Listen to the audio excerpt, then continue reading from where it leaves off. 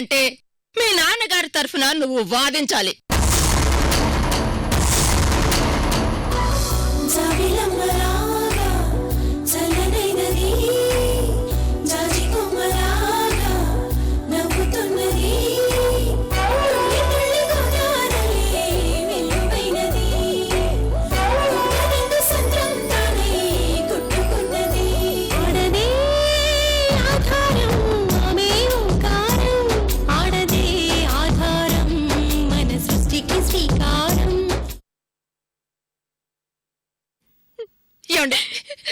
అడగండి, మీరు చెప్తే ఖచ్చితంగా వింటుందండి.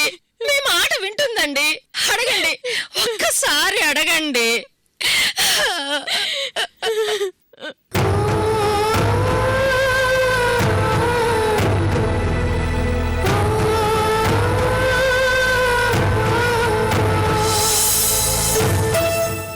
లక్ష్మి, అమృత ఈ కృష్ణమూర్తి కూతురు. న్యాయం ఎటువైపు ఉంటే నా బిడ్డ అటువైపే ఉండాలి, ఉంటుంది కూడా.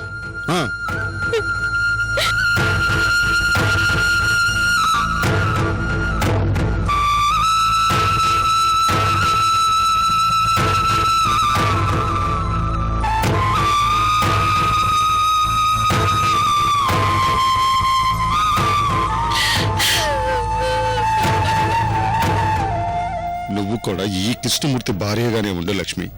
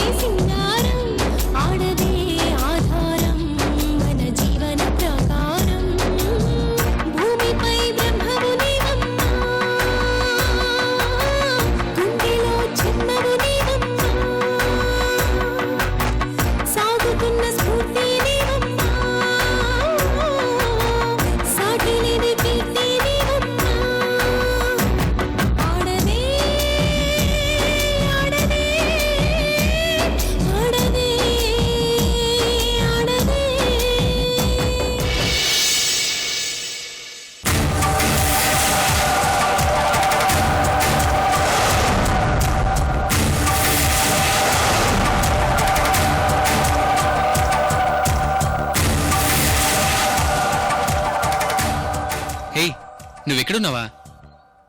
అవును, ఫోన్ చేస్తే కట్ చేస్తావేంటి? నేను బిజీగా ఉన్నాను చైతన్య. ఓహో, బిజీ అంటే ఇదేనా? చైతన్య ప్లీజ్, జోకేస్తే ఎంజాయ్ చేసే మూడ్లో లేను. ఓకే, మ్యాటర్కి వస్తాను.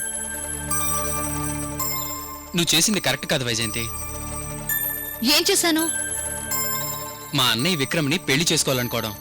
ఆ టాపిక్ గురించి ఇప్పుడు నీతో మాట్లాడడం నాకు ఇష్టం లేదు.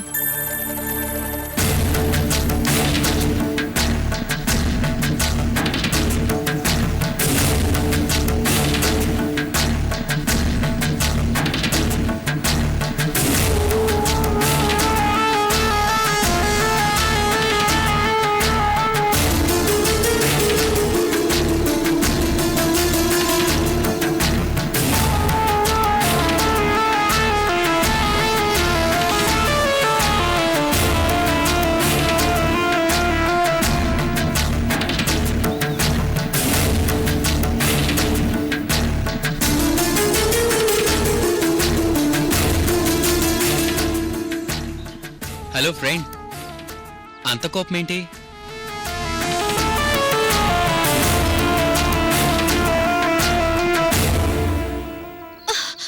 ప్లీజ్ చైతన్య, నాకు ఇష్టం లేని విషయాల గురించి మాట్లాడకు. లేదు వైజయంతి, నీ పెళ్లి విషయం గురించి సీరియస్గా మాట్లాడదాం అనుకుని 1 వీక్ నుంచి ట్రై చేస్తున్నాను. ఫోన్ చేస్తే లిఫ్ట్ చేయవు, దగ్గరకొస్తే మాట్లాడవు. అరే, నేను బొబ్బర్లంకొచ్చాక నాతో కనీసం ఏంటి, ఎలా ఉన్నావు చైతన్య అని జస్ట్ 2 minutes అయినా స్పెండ్ చేసావా? అసలు నా పెళ్లి విషయంలో నీకేం క్లారిటీ కావాలో చెప్పు. మా అన్నయ్యతో నిశ్చితార్థం గురించి నాకెందుకు చెప్పలేదు?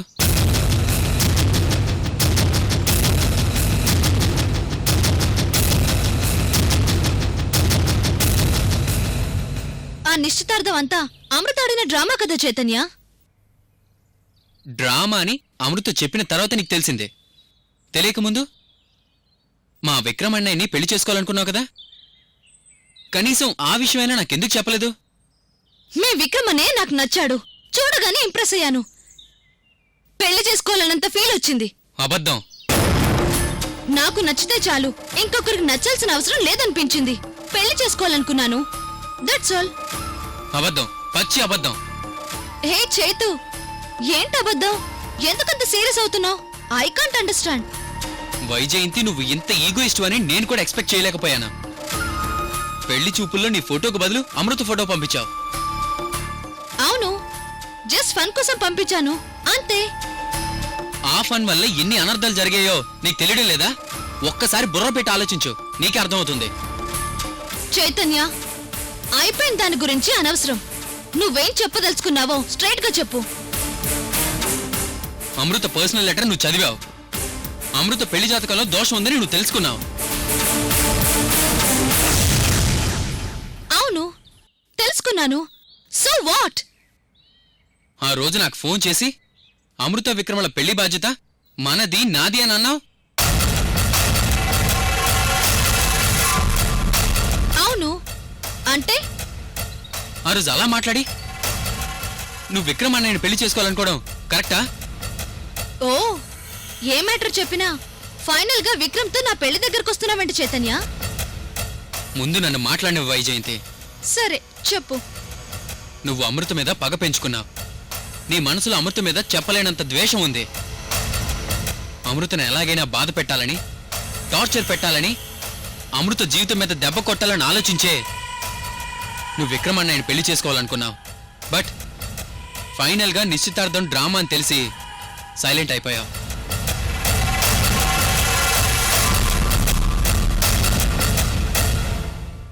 ఏంటి అలా చూస్తున్నావు?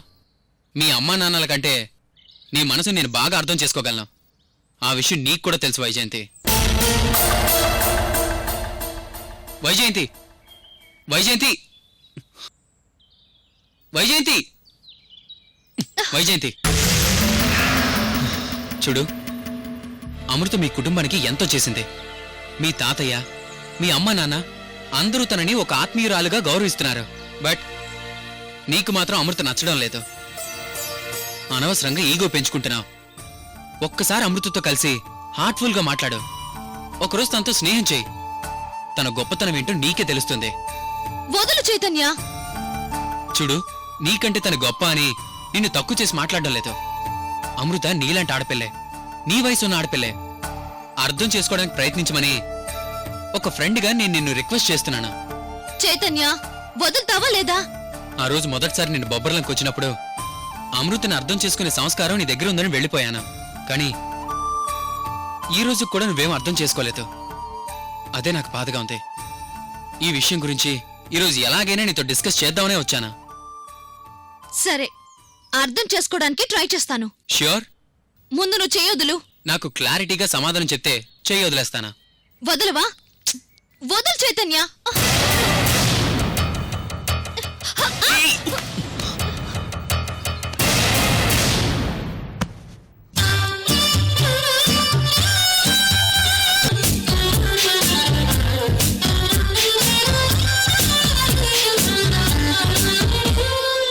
ఏయ్ చైతు, చైతు, ఆ, ఏంటిది? లే సారీ సారీ. లే.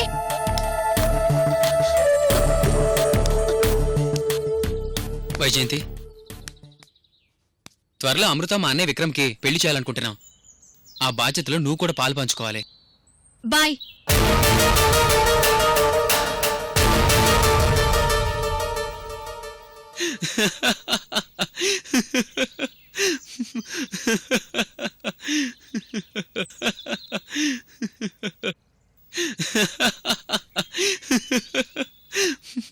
హే, ఏయ్, ఎందుకు నవ్వుతున్నావు? నీ బ్యాక్. ఏయ్, నా బ్యాకా? పిచ్చి పిచ్చి కామెంట్ చేసావో చంపేస్తాను. నీ బ్యాగ్ గురించి కాదు తల్లి, నీ బ్యాగ్ ప్యాడ్ అంటుకుంది అంటున్నాను.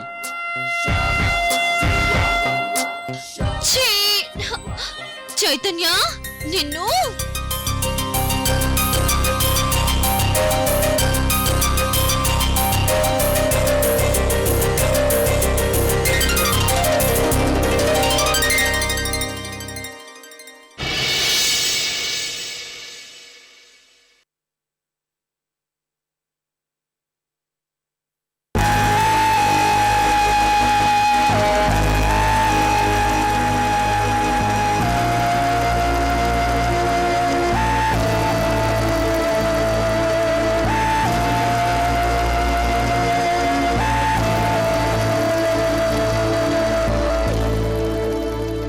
ఆంటీ, అమృత భవిష్యత్తు గురించి ఇప్పుడు మీరేం ఆలోచిస్తున్నారో చెప్పండి. నేనేం చెప్పను బాబు, అంతా తనిష్టం. అలా కాదు లక్ష్మి. రేపు కృష్ణమూర్తికి శిక్ష పడితే నీకు నీ కుటుంబానికి అండగా అమృతం ఉంటుంది. అవునండి, ఈ పరిస్థితుల్లో మిమ్మల్ని అందర్నీ వదిలేసి అమృత ఎక్కడికి వెళ్తుంది చెప్పండి? ఆంటీ, కృష్ణమూర్తి అంకుల్ జైల్లో ఉన్నారు. రేపు అమృత కూడా మీకు దూరంగా వెళ్ళిపోతే అటు అంకుల్ని ఇటు కూతుర్ని దూరం చేసుకొని మీరు మీ కూతురు అల్లుడు సంతోషంగా ఎలా ఉండగలరు?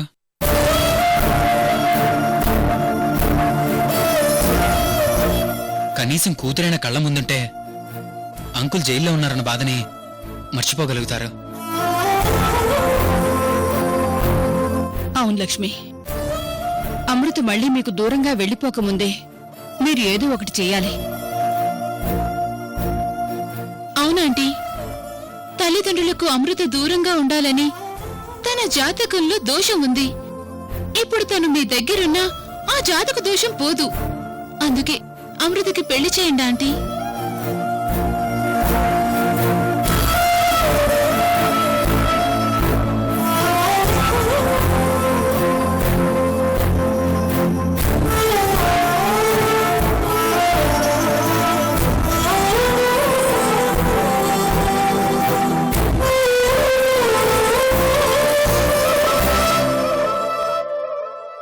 అవును లక్ష్మి, నువ్వు ఆలోచించినట్టుగానే అమృత జాతక దోషము విధి రాతో ఏదైతేనే కృష్ణమూర్తి జైలుకు వెళ్ళాడు.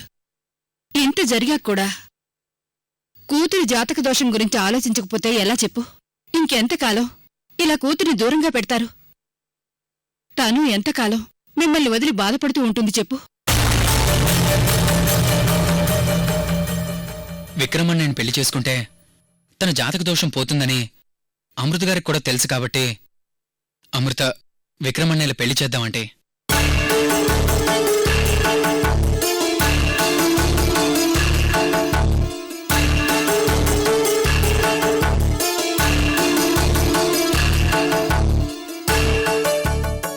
అవును లక్ష్మి, ఈ కాలంలో కూతురు సంతోషంగా ఉండాలని హంతకులయ్యే తల్లిదండ్రులు ఎవరుంటారు చెప్పు?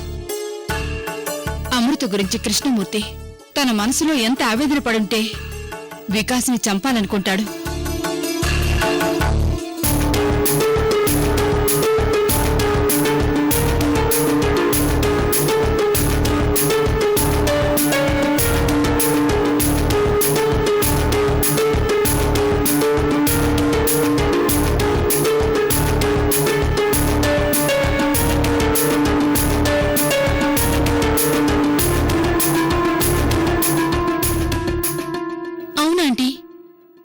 ఆశయం కూతురు సంతోషంగా ఉండాలని, కూతురు ఆశయం తల్లిదండ్రులతో కలిసి సంతోషంగా ఉండాలని.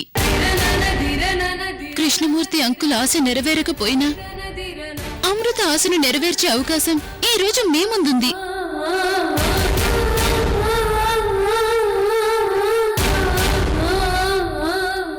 అమృత భవిష్యత్తు మీ చేతుల్లో ఉంది. ఇప్పుడు పెళ్ళంటే అమృత ఒప్పుకుంటుందో లేదో నాకు తెలీదు. తన మనసులో ఏముందో కూడా మనం ఊహించలేం. కాని ఒక్కటి మాత్రం నిజం, తనకు పెళ్లి చేస్తే జాతక దోషం పోయి సంతోషంగా మీతో ఉండగలుగుతుంది.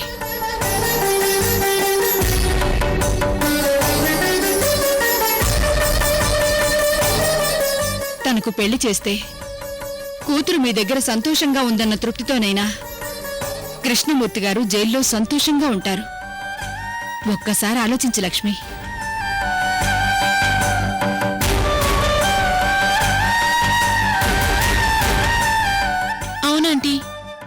అమృత వికాస్ ని అరెస్ట్ చేయించడం కోసం నిశ్చితార్థ నాటకం ఆడింది. మీరంతా ఇక్కడికొచ్చి నటించారు. ఈ రోజు ఆ నిశ్చితార్థాన్ని నిజం చేద్దాం. విక్రమ్ బావ అమృతలకి పెళ్లి చేద్దాం.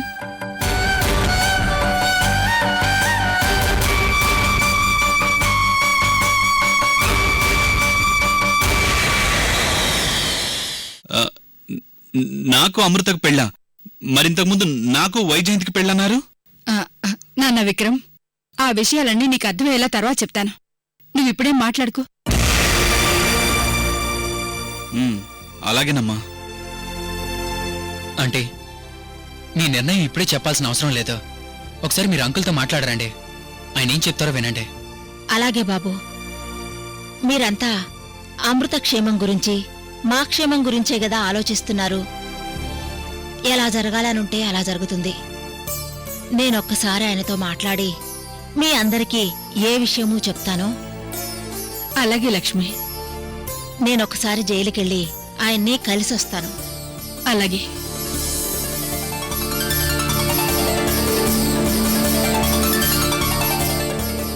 వదినా, ఎలాగైనా సరే విక్రమ్ అన్నయ్యకి అమృత గారికి పెళ్లి చేయాలి. అది మన బాధ్యత. నిజమే చైతన్య, మనం అమృత భవిష్యత్తు గురించి ఆలోచిస్తున్నాం. కాని తన మనసులో ఏముందో ఎవరికీ తెలియదు.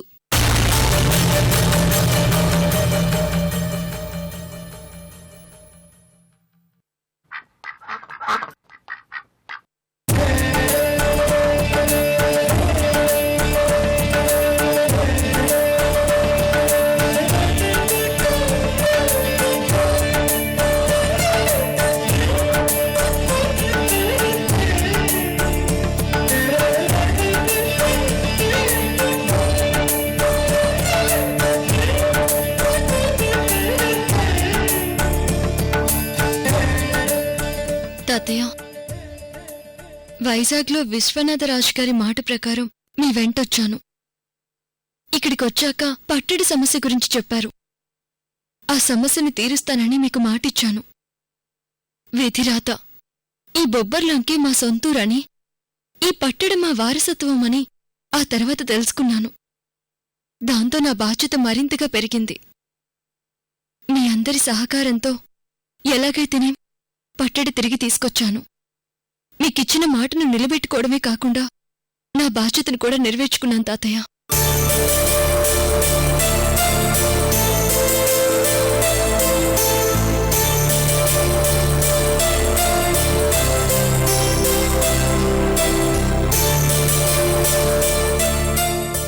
అమృత, నాకు నా స్నేహితుడు విశ్వనాథకిచ్చిన మాట నిలబెట్టుకున్నావమ్మా.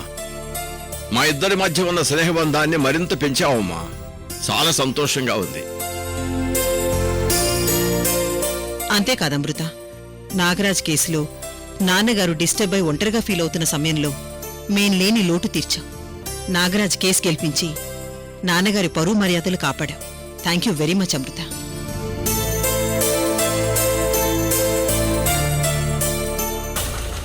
మా ఊరి సీతారాముల కళ్యాణం ఆగిపోయి 25 ఏళ్లైందమ్మా. ఈ ఏడాది నుంచి మళ్లీ సీతారాముల కళ్యాణం ఘనంగా చేస్తామమ్మా. మా బొబ్బర్లంక పేరు ప్రతిష్టల్ని తిరిగి నిలబెట్టావు. అమృతమ్మ, నీకు ఈ ఊరంతా రుణపడి ఉంటుందమ్మా. చూడమ్మా, నువ్వు కొన్ని బాధ్యతలు నెరవేర్చడానికి ఈ బొబ్బర్లంకొచ్చావని కొంతమందికి తెలియక నీ మీద అసూయాద్వేషాలు పెంచుకొని నిన్ను టార్చర్ పెట్టారని నాకు తెలుసమ్మా.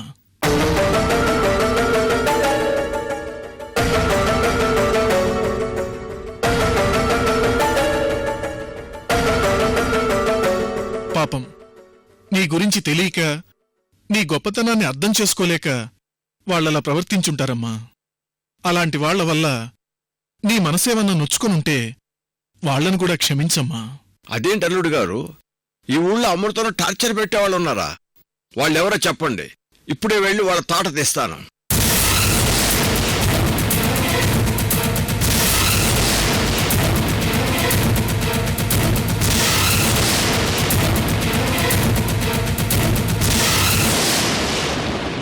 అమృత, నీ మనసును ఎంతగా బాధ పెట్టింది ఎవరో చెప్పమ్మా.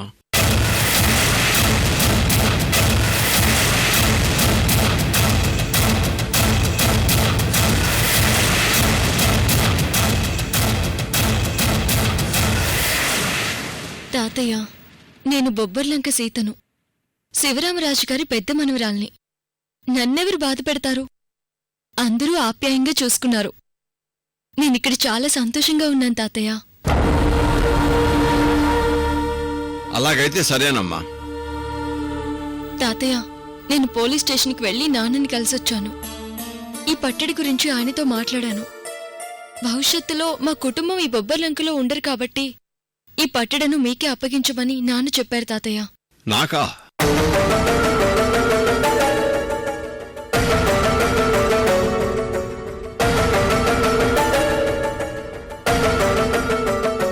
అదేంటమ్మా, ఈ పట్టెడ మీ కుటుంబ వారసత్వం, దాని బాధ్యత కూడా మీదేనమ్మా. లేదు తాతయ్య, ఈ బాధ్యతని మీరే తీసుకోండి. అదెలా వీలవుతుందమ్మా? నాకా వయసు మీద పడింది, అమ్మాయి అల్లుడు అమెరికా వెళ్ళిపోతారు. ఇలాంటి పరిస్థితుల్లో పట్టెడ బాధ్యత నేనెలా నిర్వహించేదమ్మా? అవునమృత, నాన్నగారు చెప్పింది నిజమే కదా.